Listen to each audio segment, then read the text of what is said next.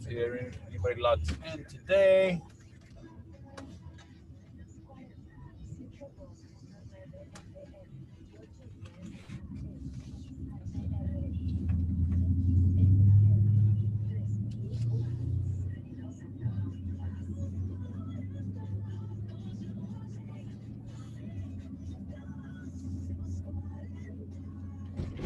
What's going on, Mark?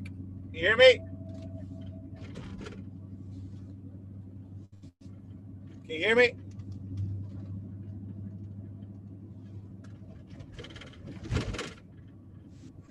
Yeah, I can. You're good. I can hear you. What's going on, Mark? How are you, buddy? Good, good. How's your Friday going? Good. Just trying to find a bunch of cash buyers right now, but I wanted to ask you some questions on. So I live in Northern California, Sonoma County, and we have this like crazy, um, ridiculous market here, like as far as like prices go and stuff like that. Hey. And I was just curious on your thoughts about really still trying to, stick in this local market, or if, I mean, we don't really do hardly anything in our local market, but I'm just curious, kind of whether or not I should or not. When you say you don't do that much stuff in your local market, like, is there any people buying and renting and new constructions and stuff like that and rehab? Yeah. No, it's a really hot market here for sure. I mean, the town I live in, the median house is like 750, Okay. So the county overall is, pretty high up there. It's Sonoma County, which is, one county up from Marin County, and the next one, San Francisco. So, it's just, If I was you, again, the one thing that works a lot in your area is like you can get one deal and you can be set for the rest of the year. Yeah, I know. And I've seen people that have done that before too. It's just, I don't know if it's worth all the headaches to try to find that one deal, or to just keep working on these other markets too that we work. So I don't know. If I was you, again, you always want to mind. You always need to be the guy that knows your local market like their back of their hands. Right. You have to. You have to, Okay. again, because that's where you're at. Again, Yeah. like me, in order for me to teach how to do outside my market, I gotta be able to teach how I do in my market. I gotta know my market before I want to go implement somewhere else. Because again, I guess maybe for you it's easier as far as a mental block. For me, it's a mental block trying to go into another market without mastering my market. Mm-hmm. You know what I mean?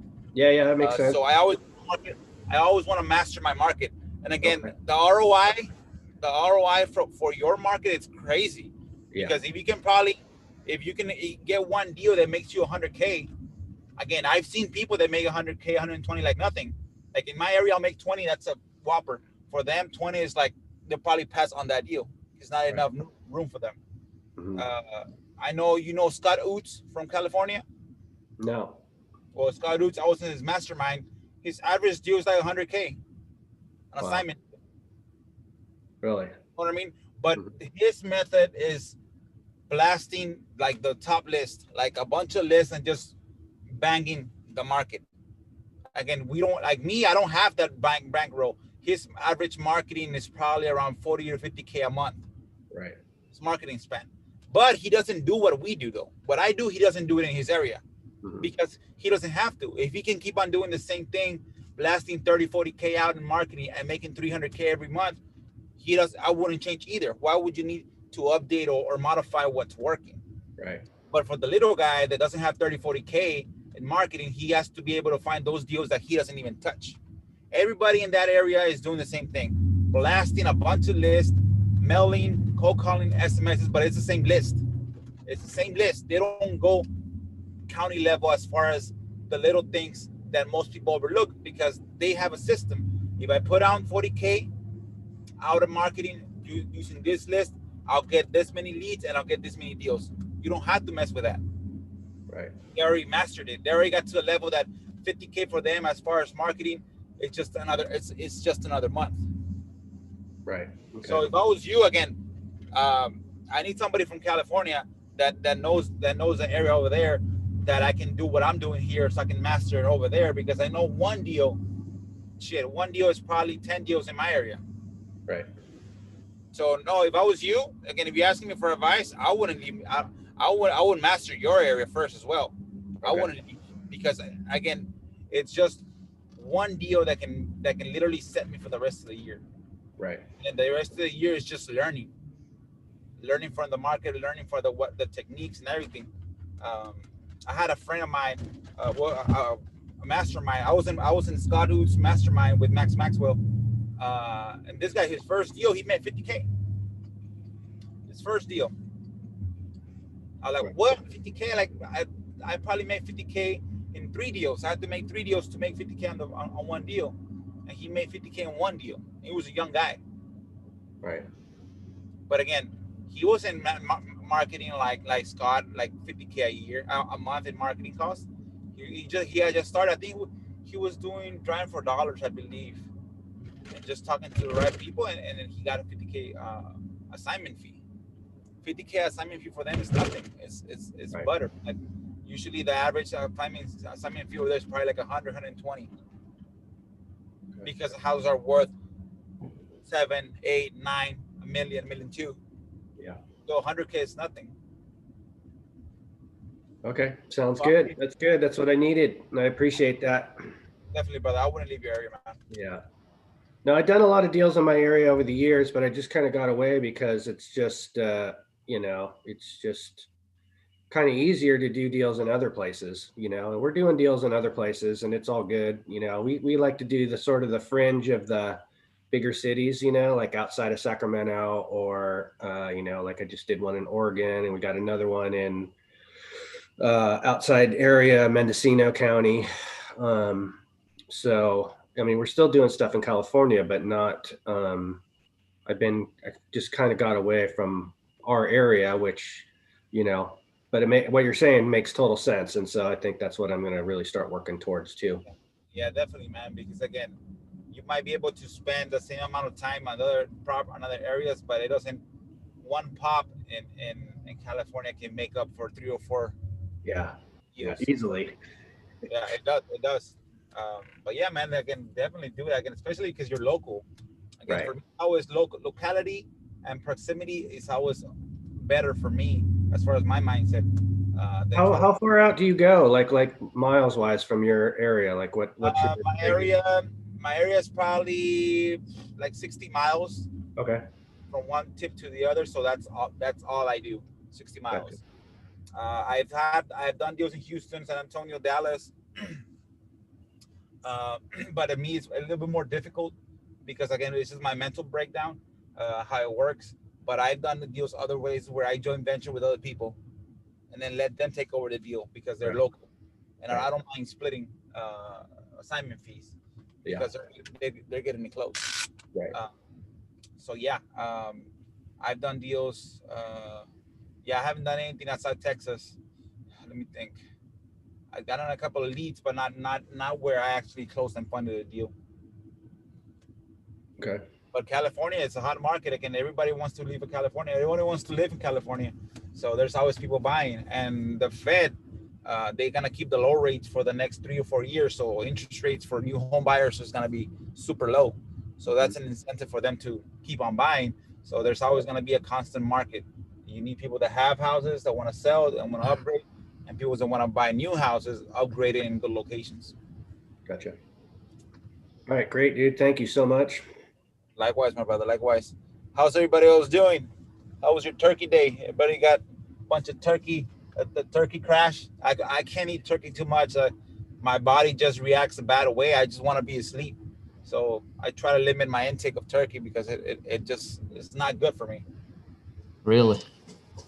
Yeah, man. Again, right now I'm still dragging. I'm still dragging. I'm literally forcing myself to do stuff. Tryptophan. But I'm busy, so I try to stay busy. I don't give it enough time for me to be pondering. Oh, I got to do this. I do that. I got a question for you, Arturo. Go ahead, bro. So, remember when we were talking about, hold on, I'm making, I don't know why. What? Hold on a sec. Do you hear me? I can hear you. Okay, good.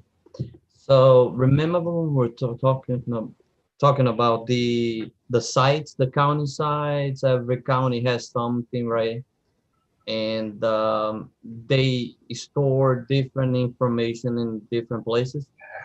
Yep. So I found out the other sites, the other places that they store the liens and they keep track of everything, which is good. So the question is, when I was reading through it, I saw a lot of a lot of foreclosures since 2014. I think they kicked in, right, this thing until I don't know how long, but I was reading each one of them for me to understand better, and I saw that there was like a lot of different people like suing the same person. Have you seen that before? And is that something hard to do if it's multiple people? As far as banks and lien holders suing, Y- Basically, foreclosures, so there was like one from, I think was a tax lien, but there was like multiple people suing. And okay, they started a foreclosure on the house. okay. Well, yeah. Again, the tax lien, it's county. The bank lien, again, the bank needs to sue as well because if let's say the person owes a first mortgage, a second mortgage, a home equity line of credit, and the taxes. The taxes sues. That taxes can literally get the whole house. The only way that the taxes cannot take the house is that the first lien pays off the taxes. And then if the second lien is a big loan, then the second, oh shit, I gotta sue because I need to get in line. So when this property sells, I get paid. So as soon as they get notified, boom, the tax is gonna sue for the past due tax. The county's gonna sue for the county taxes. Then everybody needs to sue because nobody wants to lose their their place in line so they can get paid. So if you get a deal like that, how do you go about it? Like, Because if you get a deal, you ain't get a deal. You gotta add up all those liens. Let's say there's 100K for the first lien, okay, 30K for the second, 20K for the third, and then 20K for the taxes. Let's say all added up is 160. hmm, And the owner wants to deal with you. Okay, then you see how much the house is worth. If the house is worth 160, then maybe just basically slapping the bank and don't allow them to foreclose. That will stop the foreclosure, and then work some type of deal where it's gonna be like an owner finance wrap while you negotiate with the bank so they can reduce the payoffs or reestablish the payments, and you can get somebody in there as a wrap, and then you can get it paid for, or you can do a rental or something like that. There's multiple strategies, but you got to make sure that deal makes sense because gotcha. it doesn't make sense and nobody wants to live in that area. Again, yeah, it's great that people want to work with you and do something, but if it's not a great deal where it's not a good location, if the house is all torn up, or it just doesn't make sense, and you just got to move forward. Like you got to make sure that if it's a deal where it owes close to what it's valued, then the house has to be almost perfect as far as spray condition. So you Yeah. can spend pay for the attorney to block the foreclosure, and let the buyer know I'm not gonna pay you anything, maybe $1,000 for the keys, Hmm. because I gotta block the foreclosure, and he's gotta again and of course definitely the house has to be vacant. Yes. He cannot be in there because again things get crazy once the pain is out of the way, then sellers change their mind right away. So the house has to be vacant, so that it can make sense. Gotcha. Yeah, because I was looking at it and I saw like 250,000 and crazy numbers, and I was like, this doesn't make sense. Doesn't make sense. Yeah. Sometimes again, because the house might be worth 100 now, but it was worth once 250, Mm. and it made sense for them to lend that much. But then the market shifted, and now it ain't worth anything. But it's still, again, if I was a lender, I still gotta see how much they owe me, even though I will never get it back. Yeah. Usually, it's the taxes supersedes all liens, and then the first lien. So let's say the house sells for 100, the taxes is 50, the first lien is 100, the second lien is 30, and the third lien is 20. Only the first lien gets paid. Only the taxes get paid, and the first lien gets paid only half. The rest of the people behind them, they get swiped. They don't Oh get paid. wow. They don't get paid. And that's why you gotta get in line, because if it sells for 400K, there's money to pay everybody. But if there's not enough money to pay nobody, then whoever the tax is gonna get paid first, and then whatever's left goes to the first lien. And if there's someone left, it goes to the second lien, and then to the third, and so on and so forth. So you knowing that, would you go for a deal that would you add it up like the taxes liens and the all the other liens? Yep. And I would. Usually, again, there's ways to negotiate second, third, and fourth lien. Those okay. are really easy to negotiate because they know they're gonna lose already. Okay. So you might get a 30K lien for 1,000. Mm. You might get a 20K lien for 1,000. So if it And makes you sense, you as the investor, you have to negotiate, right? yeah, you're gonna get power of attorney. You get a letter of authorization, and you negotiate. Hey, you're gonna get sued. You're gonna get it foreclosed, and you're gonna get nothing. How much do you want for that lien Mm. that you have for 30K? Well, I want 20K. Nah, that shit ain't gonna work. Either you get 500 to 1,000 right now, and you send me a release of lien. Either I pay you 1,000, or you don't get anything, and it gets foreclosed. Oh wow. Yeah. And then they'll know that only usually second and third liens are real negotiable. First lien, it depends. If there's a tax lien that's gonna get sued, then you know what? You might get a reduction of mortgage, because they know if there's not enough money, they're only gonna get paid 50. Let's say they owe 200K on the first lien, and the house is valued at 100. You might get that first lien to get payout for 50K. So then what you do, you stop the foreclosure by going to the county and make payment arrangements, so they don't sue you. And now you got to release a lien for 50K. So now all you do is pay the lien for 50K, and then you have the house worth 500K or 300K. Mm. Gotcha. It's all about leveraging what you know. Yeah. Perfect. Yeah, I'll keep digging. I'll keep Yeah, it close. it's all just about learning your areas, again, mastering your area. That's key. That's what I'm like. My joint venture guys said that's the key is marketing your area, so where you know exactly what's going on.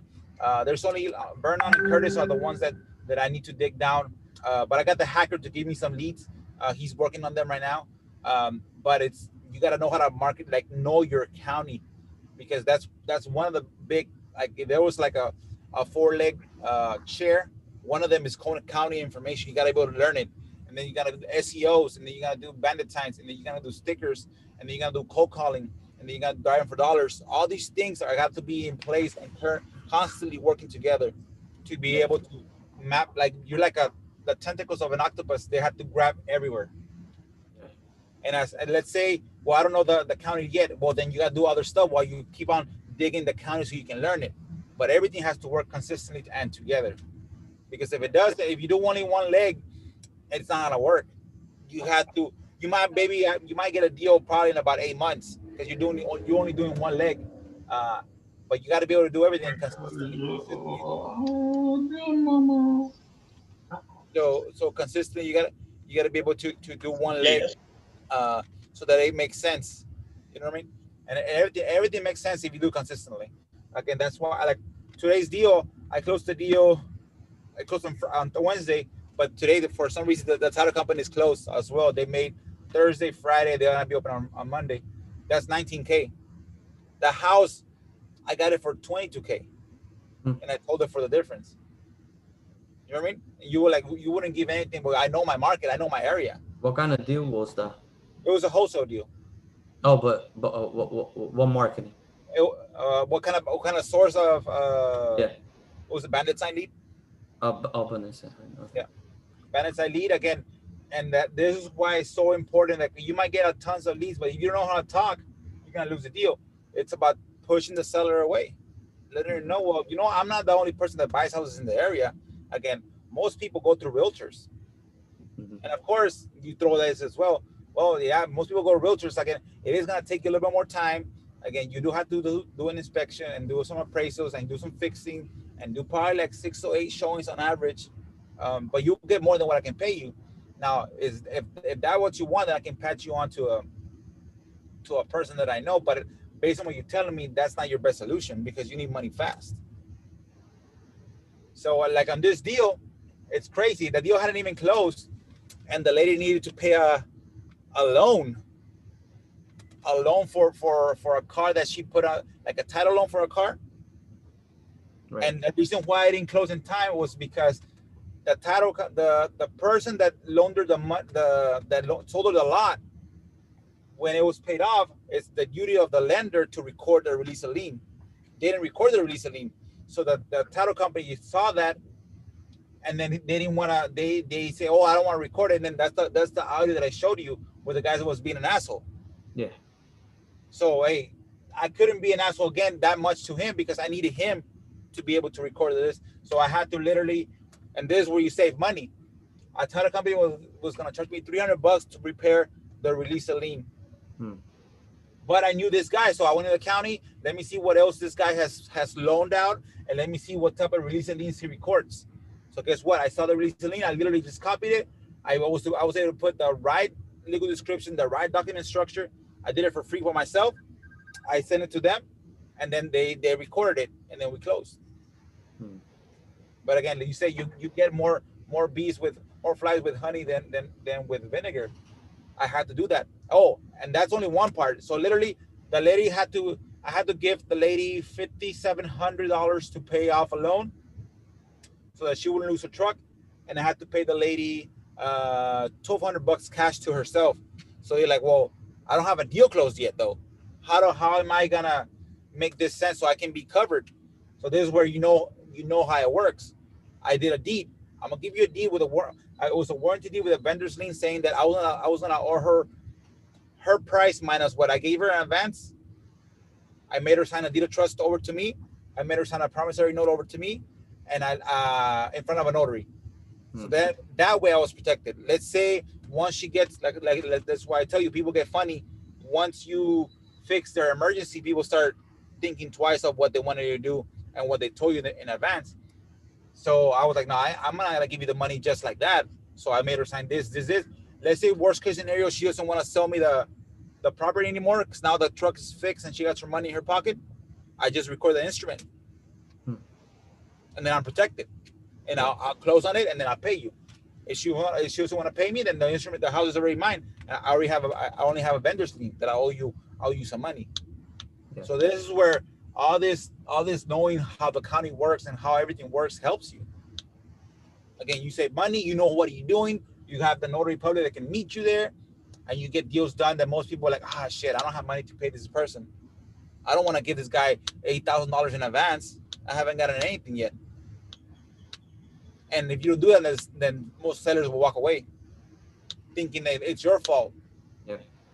The other one that I close that will close probably, they couldn't make the paperwork in advance, in time. This lady had bought in a house from a big construction company. That big construction company had a pool loan with 10 properties. They sold it to this lady. They gave her a warranty deed because she paid it cash. But then that big old construction company refinanced the loan to a new loan. But they didn't remove this property that was in there. It was still showing that there was still a lien, that they still owed it.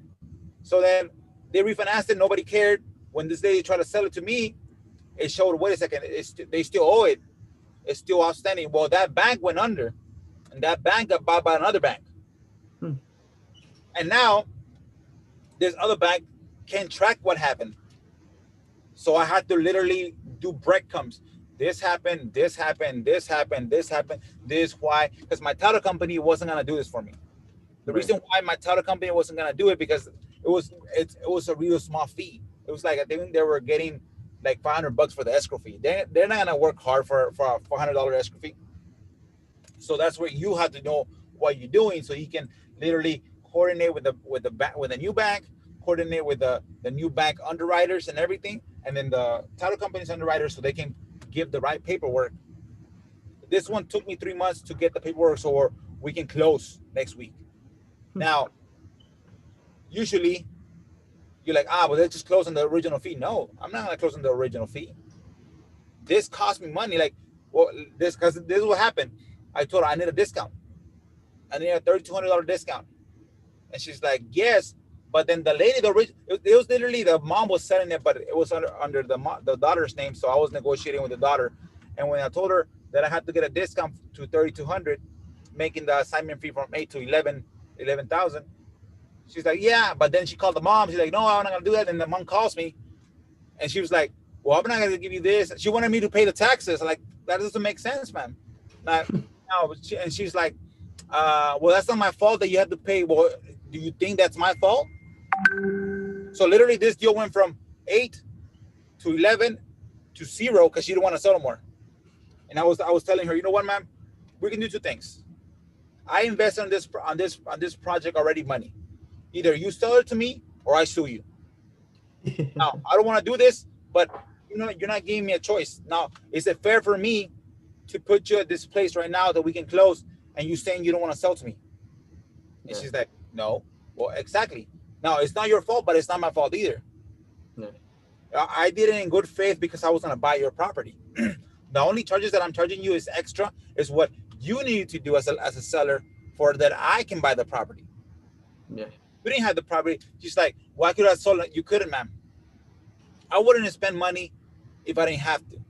Yeah. The reason why I have to do this because that's the only way we could have bought this property. Oh. So then we negotiated again. It went back to 11-2. We're closed on Monday, hopefully. Wow. But you see, you gotta be firm when you gotta be soft when it needs to be soft, but you also gotta be firm. You put it back on them. Or is it fair to me that I was gonna be a buyer, that I'm out of pocket $3,700, $3,200, and you're saying that it's not your fault either? Well, it's not my fault either, man.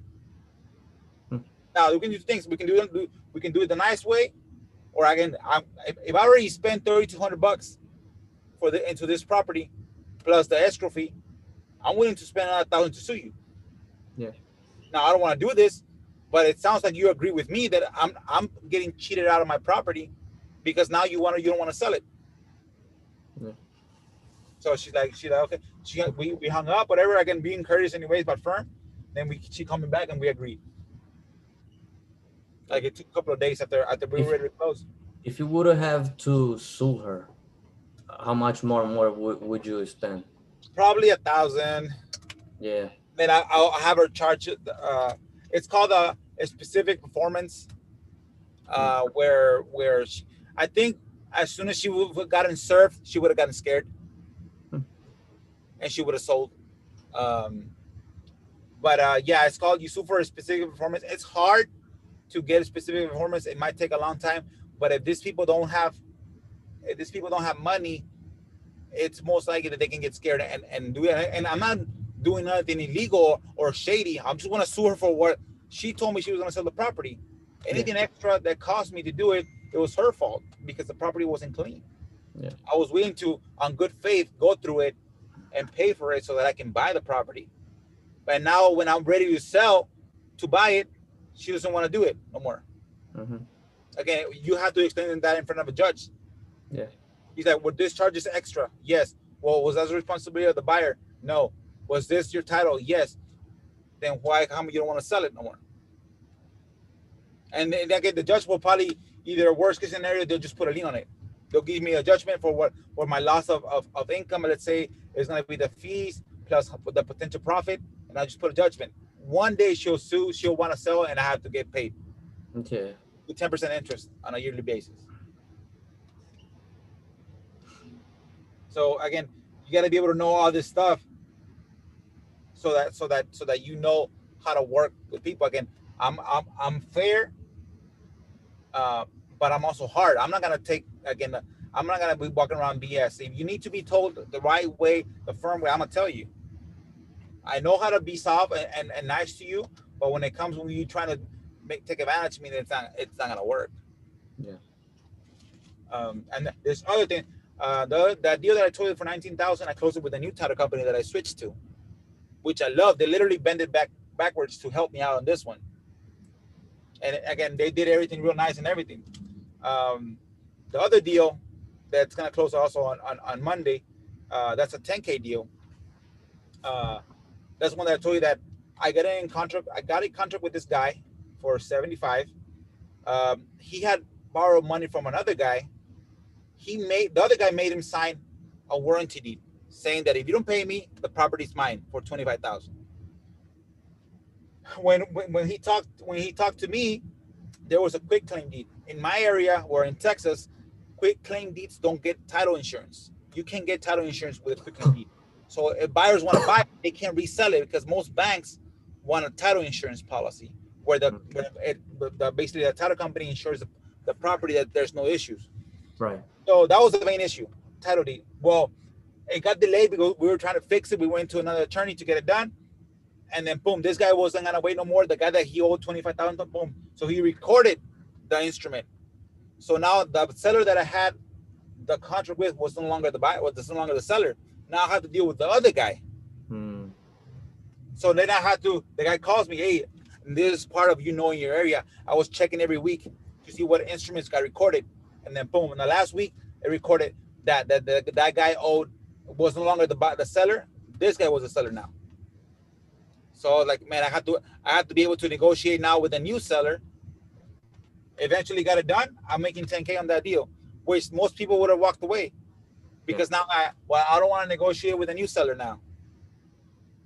It's just crazy. But knowing your area, knowing how everything works, knowing how to talk to people, knowing what instruments are valid, which ones are not valid, that is key. And that's part of knowing your county. Yeah. You have to be the guy that people go to. Yeah, you know what, Arturo, this Ace guy, he knows his shit. He knows his county. Yeah. And that's why I ask a lot of questions. Like when I talk to my title company, I ask a lot of questions. I make sure that I ask a lot of questions. How did you figure it out?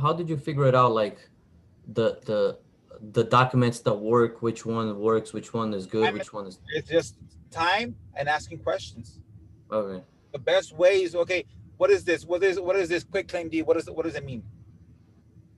You're like, okay. Can this be insured? No, not quick claim deeds. Why? Because this. Okay. So when usually quick claim deeds are used when they divorce. People get divorced, and then the partner that doesn't get the house does a quick claim deed. That's the easiest way. But it's actually supposed to be a special warranty deed, where the ex gives the warranty to the property to the one that stays there. But most people say quick claim, it sounds nice, and they do that. But that one cannot be insured. But again, you gotta ask a lot of questions. You gotta be able to understand. Okay, again, people that don't ask questions, they lose a lot of deals because they see these complex deals and like, I don't want to work with this. That's one deal. The other deal that was for 12K, actually was for 14K, and it's gonna be probably for 15. What happened? This lady had like 4 siblings, 7 cousins. This title company was gonna work it. I had this deal since March, I think, and they were giving me give me this. So everything they were telling me to do and to give them, I was giving them. Part of attorneys, the certificates, the family trees, boom. 8 months happened, and then you know what? And they tell me, hey, unfortunately, our underwriter said there's too much of a complex deal. We won't be able to insure it, so my buyer won't be able to close there. After all this fucking bullshit, 7 months of bullshit, now you tell me no. You could have fucking told me no fucking 6 months ago. And I would have, again, once I had the issue, I would have been able to find out. I would have had 6 months to figure out how to get it done. But no, you drag, and there's a title company that was counting my pockets. Now, Am I gonna make more deals with them? Probably not. I'll probably send them the cookie cutter deals, the ones that I know that are fast. But again, they lost my business. Yeah, I remember. I Because remember you talking about they're that. being a bunch of they're just, it's bullshit. They're not being ethical. If you know that the underwriters are not gonna do the property, just tell us, be upfront. Hey, you know what, Ace, they're not gonna do it because it's too complex. Perfect. And then that's how you learn. When the obstacles are in front of you, that's where you learn. Okay, what do I do now? And that's where you go online, you ask questions, you go on YouTube, you try to figure it out. So that's how, when you ask me, how do you know this? When I have issues, or when I ask questions, when I see a quick claim deed, what is this? When I go into my county and I see a bunch of different articles, oh, what is this? What is this instrument? And I read it. Okay, this is for this. This is for this. This is for this. That's how you learn. And the person that knows a lot of stuff about their county is the one that's always gonna make money, because they know exactly how their county works. Not everybody knows how their county works, because it's tedious. You got to be able to be there and learn and read and everything. It's not making you money right now. It'll make you money down the road. But when you're learning, it's not making you money. You don't see the ROI. That's why you got to be a stoic. You got to be able to delay the gratification, because if you learn right now, eventually down the road, those little things will help you. Yeah. Like the cash cow with the CP Martin, what's it called? Yeah. A CP Martin cash flow course that I paid the mentorship for $1,000. It didn't help me back then, but now it's helping me. I already made I closed 3 or 4 deals like that, knowing that. It took a while, but I learned it. I learned the concept. But a lot of people want that instant gratification. And yeah, you get those instant gratifications, but remember, there's bigger players out there that can blast the market, and they get the low-hanging fruits that you're looking for. They're getting them. So you can't compete with them. So if you can't compete with somebody, you got to be able to put yourself at a same playing field. So how do you do it? Well, they're not doing what I'm doing because they don't have the time. They know this works for them. It's a low-hanging fruit. They just blanket the market, calls, SMSs, marketing as far as the letters and everything, letters. Okay, I can't play with them at that level. I can play them at this level, where I can even the playing field by digging down and doing what I do locally, because they won't do it what I do locally. Again, it's not beneficial for them to learn a new strategy when the current strategy that they're doing works, where the ROI works. If you put 50K in a market and you get 300K back, it's no brainer. Just stick doing the same thing. You don't have to change. You don't have to modify anything. Right. You is it hard to renegotiate with the banks? Like whenever you have, let's say, whenever the bank, if it goes to foreclosure, obviously you gotta get the power of attorney and everything, right, under your name, and then you're gonna call the bank and renegotiate with them, right? Okay, the way that that you work with banks is this: you gotta know how a bank works. The bank, the way they get paid is they have to get the money from the Fed or from their depositors. So you got to know. Okay, let's figure out how the bank works. The bank, you make a deposit to the bank, $1. They get to lend up to $10, right? Now they have to be good stewards of that money. So let's say there's 20 loans or mortgages out there. Right. 5 of them are bad. Well, how does the federal government penalize those companies? Well, you know what? If there's $100,000 of a bad loan, you cannot lend 10%, 10 times that value. So you can't lend $100 million, $1 million worth of mortgages, because you got that one bad loan in your books, because it's not performing, it's in pre-foreclosure. So if I know that they have to make sure they maintain their books right, their portfolio performing good, that means I have that leverage. Because if I block the foreclosure and that note that it's not performing and they can't foreclose, it keeps popping up every quarter. The board, because every quarter, the lending department presents the new loans that were created and their bad deals to the board. And the board says, hey, okay, this is perfect. We got this, but you got this $3 million worth of bad deals. That means I can't lend $30 million worth of new deals. So guess what? We need to get rid of this shit. Okay, there's 5 of those. 4 of those we can foreclose. Perfect. We'll get it off the books. We'll get it back. We'll get it resold. Well, what happened to this one? That one's been probably 9 months there. What happened? Well, this guy's filing TROs. This guy's filing BKs. He's delaying the foreclosure. Oh, so he's not allowing us to foreclosure. It's not a simple foreclosure. No, we can't do it. Okay, what does he want? Well, he wants to negotiate as far as the discount. How much does he want? Well, he wants to do instead of paying 100K, he wants to pay 30.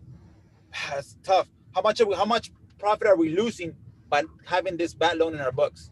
Well, if the mortgage is for 100K, that means we're losing on $1 million. We're losing, let's say, 300K in interest. So is it worth it to lose 300K in interest for 50K? Fuck it, just sell it. Given the payoff, and let's make the money again. Yeah. So you see, it's a give and take. If you know they're losing, you're preventing them from earning 300K in interest, and you're only losing 50K on this way. It's a no-brainer. You can gain 300K in interest, or you can keep 100K in interest. Shit, sell, lose the 50K here, earn the 250 back over here. So that's knowing how the bank works. A lot of people don't know that. A lot of people just literally just fold their hands, have the bank have the house. Well, when you know how the bank works, it's not a machine. It's someone that's gonna the vice president or the president of the lending department has to report to the top guys all the bad loans, and you know how the competition goes.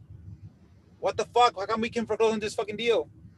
Well, this is blocking it. Well, what the fuck are you doing? Well, what does he want? Fucking just negotiate with it. Let's get off our books. It's hurting our bonus. It's hurting our, because the more they lend, the more bonus they get.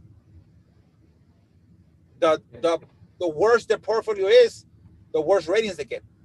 They can get fired. So it's all give and take. If you know how the bank works, it's a no-brainer. It's a no-brainer.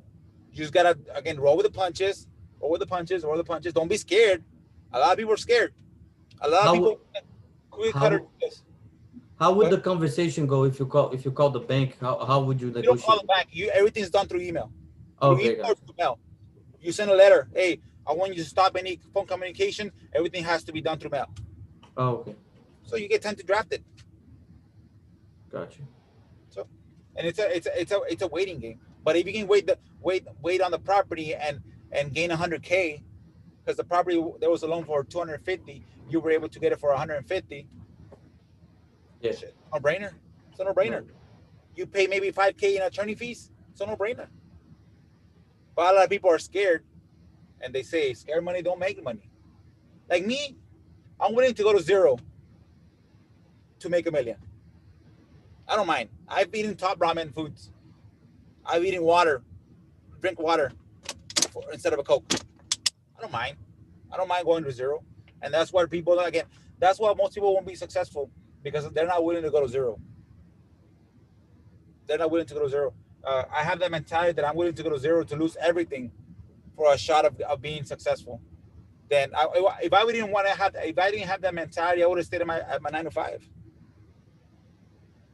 Again, I would have never had the vacations that I have now, but I would have a really comfortable life. But again, at the end of the day, comfortable was not for me. I didn't like that shit. So it's up to you. It's how risk aware are you, and how risk adverse are you? Are you willing to take more risk to get the whole apple, or are you just willing to risk a little bit and get a grape? Okay. Again, everybody has a different gauge in life. But then again, don't question, well, how come I'm not being successful? Well, that guy risked a lot. That guy risked it all. You're not even fucking willing to go knock on the door. I mean, you're not gonna go in. You're not gonna get to a place you want to be doing the same thing over and over. One thing that I've learned as well, and I've heard again, we were in that mentality, and this is the thing that I learned: you gotta first help yourself. Put your mask on first before you help others. Again, I was talking to yes, I want to help you out as far as theory, but before I wasn't successful. How am I gonna teach you how to do something? How am I gonna give you wisdom words if I'm not doing the things? Instead of wasting my time trying to give you wisdom, as far as theoretical wisdom, as far as quotes and everything, I wasn't being successful. I was wasting my time giving you nice quotes and everything, but I wasn't being successful. So all the energy that I had during the day, I was spending out. I was using it in the wrong places. So that's when it comes here. I have to shut up, get to work. Yes, I want to help you. I want to give you wisdom, and I give you, but I'm not at the place that I can give you wisdom, because it sounds nice to give words of endearment and encouragement, but when your bank account is at zero, you're doing yourself a disservice. You're looking all nice and giving wisdom to other people, but you're not helping yourself. The wisdom is not coming back to you. And a lot of people fail at this. They try to give wisdom, but you don't. The wisdom you should be taking to yourself. Once you help yourself, you put the mask on yourself, and you prove the concept, and you got money in the bank, then you can share the wisdom. And that's why they say I don't have time. You do have time. You just put it in the wrong places. You just put it in the wrong places that does not give you the benefit of your life. And again, it's tough sometimes because it's easy to say something wisdom wise. It's easy. You feel good. But then again, when you want to buy something, you don't have the money to buy. That sucks. You can't fucking deposit a wisdom word into the account. So that was my change in my mentality.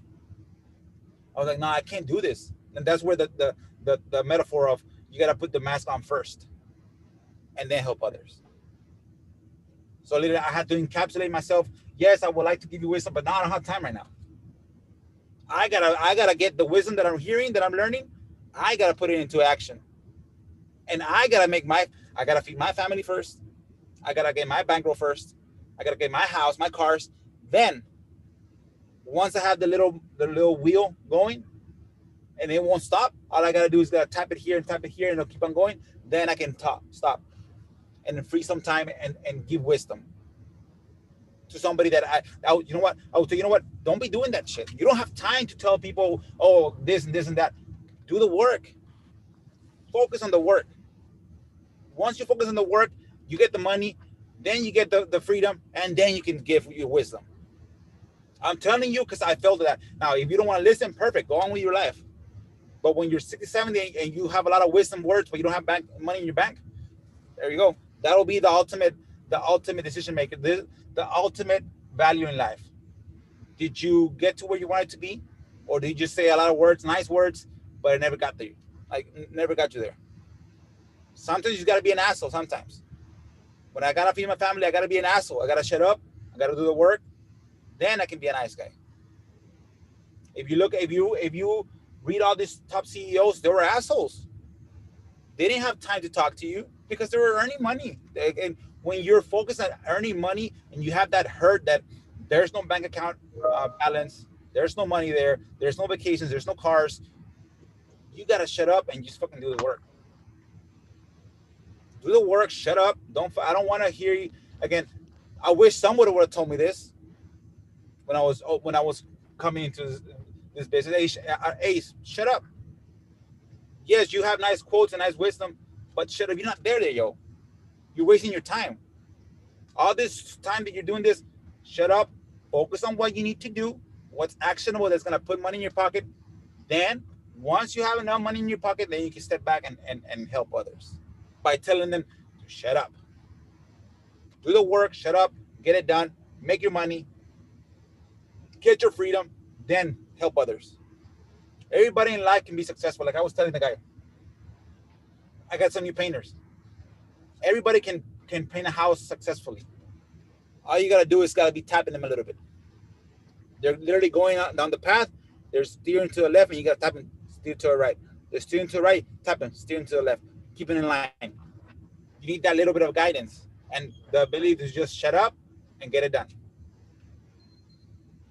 So yeah, guys, sorry I went on a rant there. That was good. That was good. But I hope that my experience helps you guys, because if you're in the place where I was that I put myself, you know what, I have no money, I don't have time to be a nice guy. It is what it is. You don't have time to be nice guys when you have no money. Like they say, nice guys don't finish last, don't finish first. They don't. Like, you gotta be an asshole. Like this person said, how come you're not a nice guy? I'm just gonna give you a blanket example. The first meeting, he was an asshole. The second meeting, he was a much nicer guy. and they liked them better. And they asked them, how come you're not like the second person that they interviewed? Well, yeah, being a nice guy looks nice, but being a nice guy doesn't get you paid. You got to be an asshole to get paid. You got to be tough with yourself to get paid. You got to be able to cut off things to get paid. Then once you have everything rolling, then you can go back to being a nice guy. You know what I mean? Again, and that's kind of the mentality that I went through the transition that helped me, and that I wish somebody would have told me. Yes, Ace, it's nice to be a nice guy, nice to do this, and nice to give quotes, and nice to do that, and nice to do this, but are you getting money? If you're not getting money, then be quiet. Be quiet, because you're not being fair to yourself. You're not being fair to yourself, because all these nice quotes, yeah, they sound nice, but you're not being fair to yourself. You're being someone that you're not being fair to yourself, and at the end of the day, once you get older, you're like, fuck, I messed up my life. I try to be a nice guy all this time, and I never got money, and now you're stuck. Yeah. And now you're old, and now you can't go out and put a bandit sign. Now you can't go out there and wake up at 4 a.m. And then all you're there just focusing. All you have left is your brain, and now you're going back and you're thinking about your life, what happened. Like, man, I fucked up so many times. I was trying to be a nice guy too much, and now look at me. I'm broke. I'm all messed up. My body's all messed up, and I wish somebody would have told me. Someone would have told me that to be successful at first, you can't be a nice guy. You just gotta shut up and be an asshole, and then you can go back to being a nice guy. Like I don't know if you guys follow Nipsey Hussle. He said this. Who? Nipsey Hussle. No. One of his rapper. He passed away. On one of his interviews, and again, it's all you see. People that have a right mindset know these things. He's like, well, you do gang banging and everything, and being a bad guy and shooting and stealing drugs. He's like, you think that when I'm out there risking my life, I think about being a nice guy? I don't. I want to be a nice guy. I want to have morals, but when I'm out there grinding, I can't. Once I'm successful, then I can go back to being the nice guy. It's as simple as that. When you are broke, you can't be shy. You can't be trying to help others. You just got to go out there and grind. You got to go out there, follow a technique, keep on doing it, and take the shit with the good things, with the bad things, be successful. And then once you're successful, you go back to being the good guy. Mm-hmm. Because again, good guys, again, it's crazy, but a lot of people fail at this. And everybody knows this. Everybody, top CEOs are assholes. Elon Musk is an asshole. Steve Jobs was an asshole. I bet you Bill Gates is an asshole. People, if you read his biography, he was an asshole to everybody. They're all assholes. Yeah, exactly. Look where they're at. They're all successful. Even if you like basketball or football, and if you was to hear when they play, it's bad. They talk about your mother, your children. You know. You got to be an asshole. Be successful. And it is what it is. Again, you can try to play it nice, but it doesn't work like that. Again, I wish we lived in a world with rainbows and nice guys and everything, but we don't live in that world. That's fantasy land. We don't live in that world. We gotta be accountable, and we gotta where there's the life that we live in, and this is how the games play. You know what I mean? It is what it is. I can't change the rules. I can't. Yeah, everybody wants to, well, in a perfect world. Well, that shit don't exist. There's no perfect world, so don't try to put a perfect world mentality in this world. It's not gonna work. In a perfect world, nobody kills. Well, yeah, but this is not a perfect world. All you gotta do is try to make your current surroundings, the people you're responsible to, which is your family, have them fed. And if you can put yourself to not only having fed the top ramen, now they have steaks, they have vacations, they have cars. That's your responsibility as a human being. That's your responsibility. Aside from that, if you got excess, then yeah, help others. But if you're not at that level, be responsible to yourself and your family. Again, like I'm responsible to my family. I had to be an asshole. I had to shut up and just get the work done. Because I wanted to prove to my family that I was somebody that is willing to do something to push themselves as far off the line of where they started. But yeah, guys, again, it was a great year in 2020. It was crazy. It was fucking crazy. But again, you just gotta roll the punches. Roll with the punches. Do what you can do. Again, if you wanna grab something from this life, is be an asshole. Be an asshole to yourself. Ace, you gotta fucking do the work. Ace, you gotta shut up and fucking do the work. Ace, you gotta shut up and do the fucking work. Ace, you gotta shut up and do the fucking work. And it is what it is. Again, I wish somebody when I was younger would have told me that. Yes, it's good to be nice. Not yet though. Like when I had a family member that passed, and it hurt me. But I was like, it's not time to be crying in front of my family though. Because they're all crying. They're looking for somebody to see the pillar of strength. It wasn't time for me to cry. So they had to see me as strength. And people were saying, well, you have no feelings. I do have feelings. But my family here are looking for strength. They got to see me as the strength. Once it's everything said and done, everything's at peace, then I'll step away and it'll be my time to mourn. They say there's a time to dance and there's a time to work. At that moment, I had to be strong. I gotta say, yeah, again, it's a transition of life. Again, he had a great life, etc., etc., etc. Again, he left it with all the, again, telling the right things. He left it with all these good memories. But yeah, you're not crying like, no, I love the guy, but I gotta be strong for my family. Because if everyone's hysterical, shit, people can get sick. But when they talk to me and I'm serene, and I'm telling them, yeah, again, but that's the focus in life. Live here and then go to heaven, right?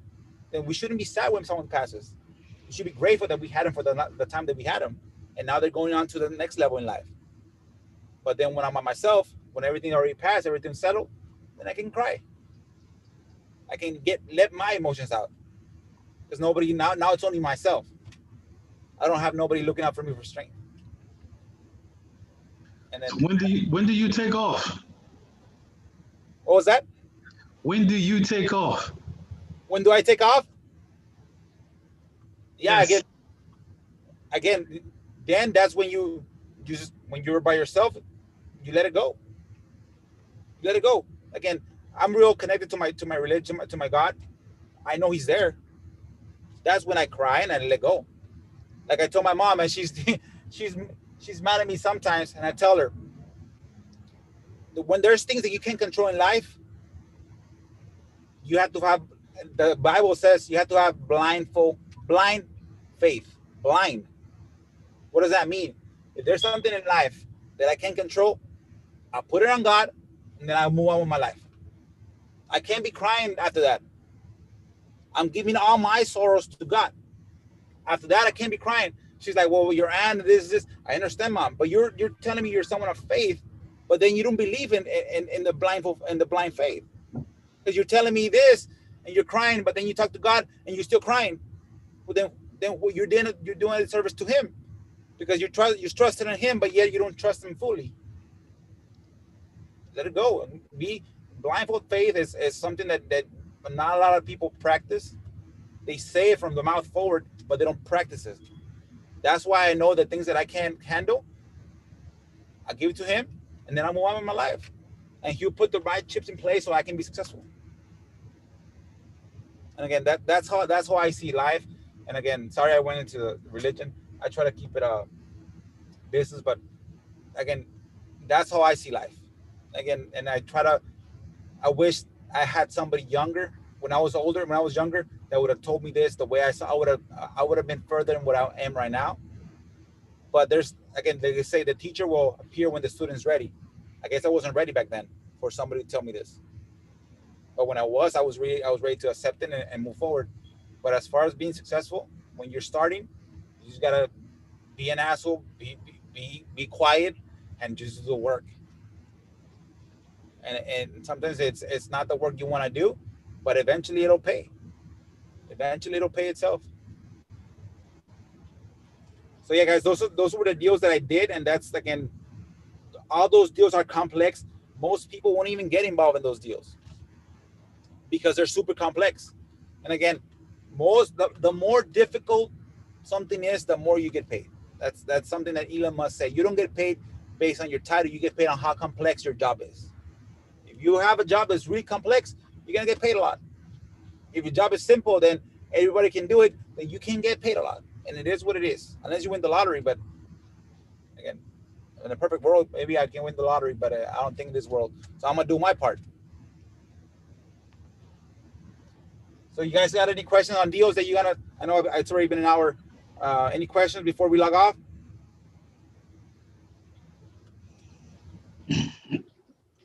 Yeah, I got a question. Go ahead, brother. Yeah, it's you're talking about the, here you go, video here. About mastering your neighborhood or your Area. area. Where do you start? I mean, how do we start if we were, you're just starting out in let's say lease options. What do we do? I mean, just when you say master the local area, what's the first thing we need to do? The first thing you need to do is you need to know how your county works. You need to see what gets recorded when the real estate transaction happens. Again, if you don't know anything, the best way, go knock on the door of the local county. Okay. Hi, can you explain to me more or less how real estate property recordings work? Okay. That's where you start. When somebody buys a house, how does it work? When somebody sells a house, how does it work? When somebody goes to foreclosure, how does it work? And the most likely they'll give you a website. Okay. Here's a website. It's free because all this has to be public. All this information has to be public because it's like notification. Everything has to be public, like marriage license and etc. So if everything has to be public, then you can know. You can go ask. And then once they give you, okay, here's the website, then all you gotta do, literally, you gotta sit on your computer and dig down the website and just see the paperwork that's being recorded. What is this?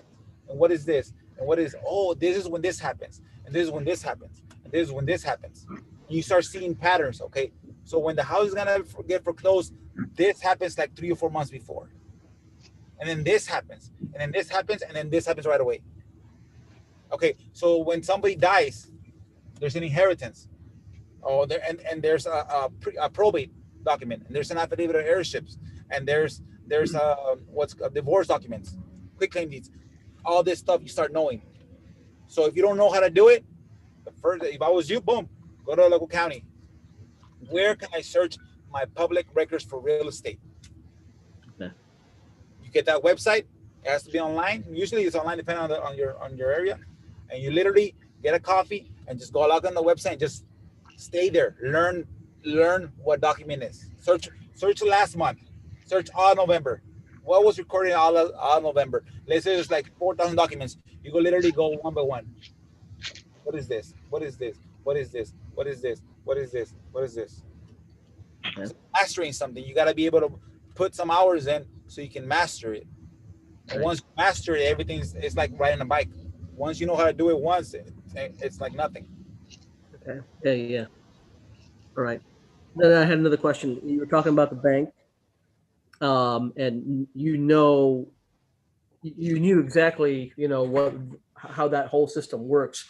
Is that something universal throughout the nation, or is it that a specific local area, and then how do you learn that? I mean, it's just, again, you go to the website and learn that, or is that something that is passed on from? So, I used to be a lender, not for a bank though, but I was used to be a lender. And again, all companies have KPIs. What's your key performance indicators? What's going good? What's going bad? So if a bank, again, you dig down, you can go to YouTube. How does the bank get value? How does a bank foreclose? How does a bank land? On YouTube, everything's free. You get to know everything. What happens when a bank has a pre-foreclosure on their books? Google, YouTube, I bet you all that info's there. And it's all for all banks, public and private, big banks and small banks. Okay. They all have to have performing notes. Everything they lend out has to be performing. Now, does that happen? No. Okay. So what happens when that shit hits the fan? What happens when a bank has a pre-foreclosure in their portfolio? They get penalized. Okay. Because they're not that mostly likely when you get penalized so much, you get bought off. When you keep on doing shitty loans, the bank's up for sale. Because they literally buy it, and whoever's managing that department gets fired. The new company comes in, looks at all the stuff. Okay, let me have all the bad loans. Perfect. These are all the bad loans. What's going on? Boom, boom. They sell off, or they foreclose, et cetera, and they start fresh. Yeah, right. Okay. And that's how all banks work. Again, every bank has to be performing. Every loan, every deposit has to be performing. Every item in their bank has to be performing.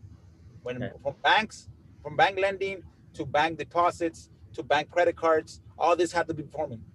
Right. If you know that banks get penalized for not performing, then you can use that against them. Is it every quarter, at like the end of the quarter? I mean, is it like a time? There's a time limit or a time, that they have to get certain things done.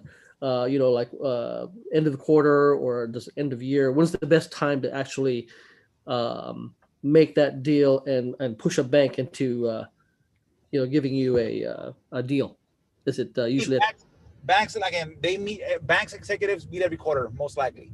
Every quarter, okay. If it's something that's pressing, like now, remember, all these public banks, they give an annual report. Right. They put it on their website. It's like 300 pages. Okay. You can literally read it. What's your account receivables? What's not performing assets? What's your pre-foreclosures? What's your real estate owned properties? Real estate owned properties are literally properties that went from pre-foreclosures to foreclosures, and now they have it in the books. You can literally read all this. Okay. How often do you meet? Now, if the federal government comes in and says, you know what, bank, you got 60 days to turn this shit around. So guess how often they're meeting? Probably every week. Okay. Because they need to fix this. Yeah. Because if they give you a cease and desist, meaning that you can't lend no more. A cease and desist is either you can't lend and you can't do new loans. You're stuck. You gotta fix this shit before you lend. Banks also get cease and desist with deposits. Let's say they get the deposits without checking the know your customers, knowing they don't know where the money's from, et cetera, and they get caught. Wait, this guy's a drug dealer. Let me look at your know your customer info sheet. Oh, you don't grab it? No, we don't. We just go by what the seller says, what the deposit says. Oh no, fuck that shit. You gotta get a cease and desist, and all these personal bankers gotta get back to the depositor guy and ask him, what do you do for a living? Where's this money from? How long you had it? Can you show me proof? So again, if you gotta know, banks are the most regulated people. Right. So if you know that means they're under scrutiny constantly.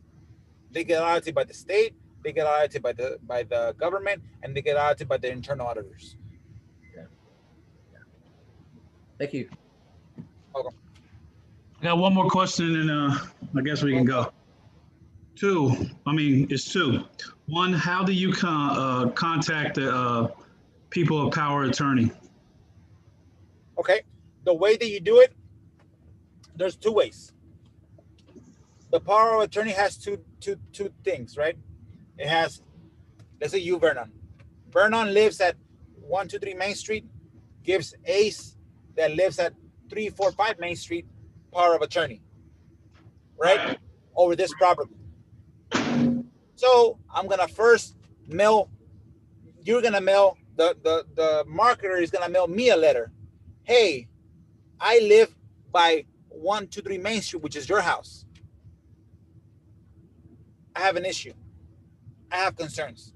Please call me. So I'm getting this letter at my house. And I know for a fact that I just recorded a power of attorney for that house that we want to do something with. So when I receive this letter, what happened? They call you. Okay, so I'll mail that to the person who has the power of attorney, not the person who's the person who got the power of attorney. Okay, all right. So you're giving me power of attorney, so the first letter goes to me, to my address. Right. Mentioning your address. The second letter goes to your address, mentioning me. You know what I mean? And then the third letter goes to you, mentioning you. Usually with the first or second letter, you'll get a call back. Okay, you confused me. Do that one more time. First letter goes to the person receiving the power of attorney at their address, mentioning the address they got a power of attorney on. Okay, gotcha. Hey, I live by 123 Main Street. I have some concerns. Call me back. And the envelope says 456 Main Street, which is my house. It doesn't say 123 Main Street. The second letter goes to me also, but at the 123 Main Street address. Hey, Ace, I got some concerns. Call me. And then the third letter goes to the person giving the power of attorney, which is you, at your house, mentioning your house. Mailed to your address. So three touches. 3 touches. Yeah. I got in my county, but it looks like I see, because I remember you saying something about when a bank is getting ready to foreclose, a lot of times they give power of attorney to somebody else, and then they go ahead on and do the foreclosing. I see a lot of that in my county. I see like a lot of bank to another bank or bank to attorney. And then sometime once in a while, I see actual person and an actual person doing the power of attorney. But I see a lot of bank to bank or bank to attorney a lot. Okay. If it's a power of attorney, the ones that we use is person to person. Right. That's what I was thinking in my head. Yeah. Bank to bank, I don't want to deal with that, but person to person, that's what I want. You will definitely read the power of attorney and see what it's about. Right. Like, why is this bank giving this guy a power of attorney? A local trust. And then you never know. Maybe they got some properties that they're gonna foreclose or they're gonna sue locally. And that's always part of being someone that's willing to learn every single day. Yeah. And then I see like this I know it's an Indian name. I like see that. Like I did 90 days and I probably had to see his name minimum of about 32 times, 40 times. Is that guy local? Yeah, I believe so. What does he do? Did you Google his name? No, I didn't Google his name. No, I didn't. But I just seen his name like 40. I had to see his name at least 40 times. So if I was, again, going back, I'll go on in tomorrow. I'll do a video on this. Send me the video. Did you send me the video of how you found that stuff? No, I'm gonna make a video. I'm gonna try to make a video today with Vineyard because it's free, but you have to use Microsoft. You have to use Microsoft Edge, but Microsoft Edge had a update, so you have to go in your settings and change the settings in order for you to use their website and everything. It's free, but you gotta do all the extracurricular stuff to get into it. Okay, so that means nobody else is doing it, which is good. No. I believe people like Mercer County in New Jersey is a very competitive market, so I believe people are doing it, but it take a little bit of time for you to, get the gist of it and everything. Yeah, I get you. But yeah, let's do that. Send me a video so I can see what it is. Okay. Now, that person that's getting the power of attorneys or that person that came up, Google him. Maybe he's like a divorce attorney. Maybe he's a foreclosure attorney. Okay. Maybe, I don't know what he is. And okay. Let's say he's a divorce attorney or per se, or whatever. Okay. You might want to, again, once the banner signs get there, they should be getting there soon. Maybe you can put banner signs around his area. Okay. Call him. Hey, I noticed you get a lot of power of attorneys. Again, I work for a local investor.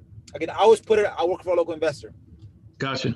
It's like, hey, if there's properties that make sense, we might be able to help you and the bank. Not okay.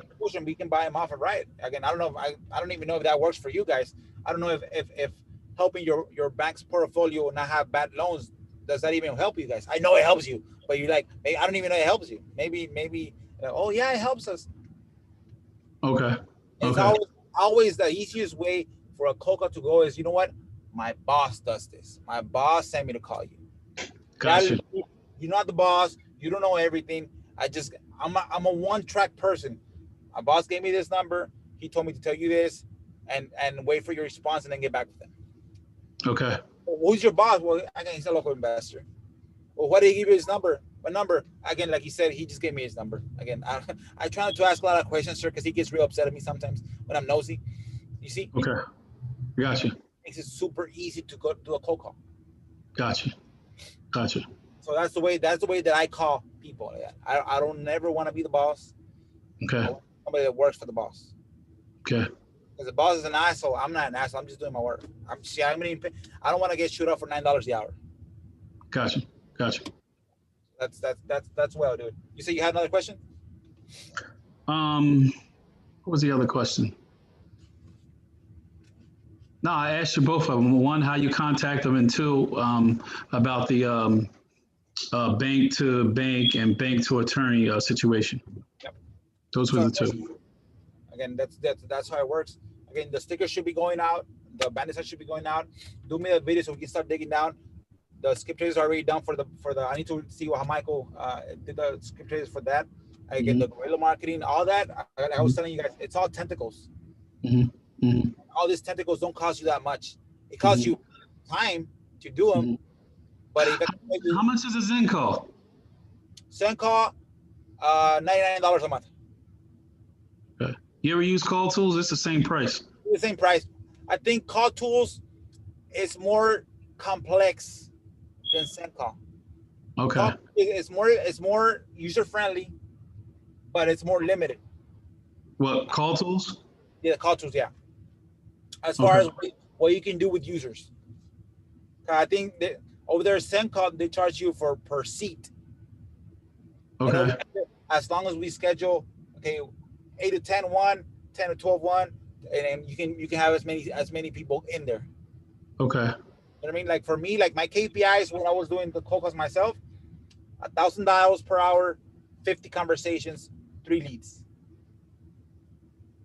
That was either a conversation where they heard me out for like 20 seconds, or a conversation they heard me out for 5 minutes, and I got a lead. You do you ever have your VA do cold calling, or you don't do that? She is not that great.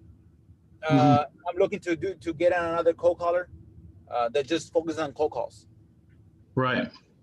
But again, you heard the audio that I sent you guys. This is where I do my cold calls. They're super simple, and the way that I work them, again, it's a no-brainer that if you do 100 calls like that, you probably get a couple of leads, and all you need is one lead that can close right, and you're paid. And it's super simple. Hey, did you get that letter?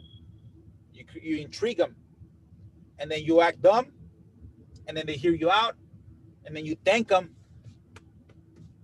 and then you tell them, oh, you know what, my boss is buying in that area. In case you're ever interested, you're probably not, but again, in case you're ever, we know there's pain points on this list that we have. So it's just a matter of just planting the seed. So you know what I mean? So guys, let's have hope you guys still have some turkey for the weekend. I'm turkeyed out. I don't want to turkey until next year. I can't do turkey, man. It's craziness. But yeah, guys, again, anything, let's be successful. Be selfish with your time. Again, be frugal with your time. Be frugal with your money. Again, don't spend time where it doesn't benefit you and your family. First. Then, once you're successful, you can do whatever. But when you don't have, if it's not going to benefit you with your family, think twice before doing it. And everybody has a family. Either you got your puppies, or you got a wife, or you got a cousin, you got a mom you got to take care for. Everybody has a family that they love. And that's, again, going back, that's basically your why. All right, guys, let's have a successful Friday. Have a successful Saturday and Sunday. Vernon, send me that stuff. Do that vidyard through your Excel with the Microsoft Edge that you're doing so I can see, and then and let's get it done. If you guys have any questions, I'm gonna send you a video today. You guys to see what you guys are doing. The bandits are coming in. The stickers are coming in. Facebook Guerrilla has to get done. Boom. The SEOs. Boom. And you'll start getting calls, and we'll start getting money, man. All right. All right, guys. Have a safe Friday. Be safe.